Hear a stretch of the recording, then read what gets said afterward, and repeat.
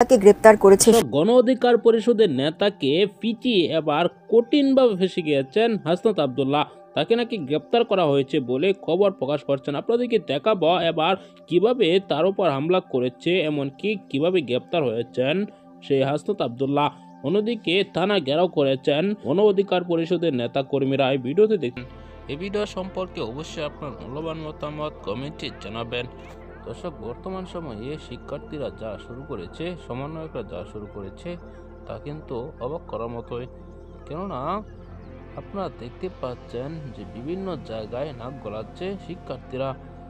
কোটা সংস্কার আন্দোলনের আরও আগে থেকে আন্দোলন করে আসছে গণ অধিকার পরিষদ সহ বিভিন্ন দলের নেতা কর্মীরা। তারা অনেকবার আহত নিহত হয়েছেন, এমনকি অনেকেই কারাগারেও থাকতে হয়েছে তাদের উপর এখন হামলা করছে এই শিক্ষার্থীরা। এটা কিন্তু খুবই দুঃখজনক বলে অনেকে বলছেন।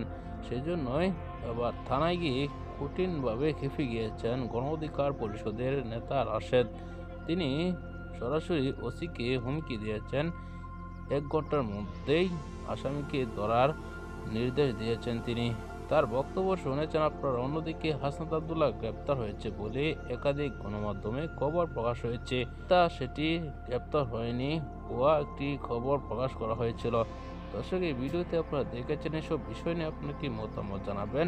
পরবর্তী ভিডিও পাওয়ার জন্য চ্যানেলটিকে সাবস্ক্রাইব করে রাখবেন।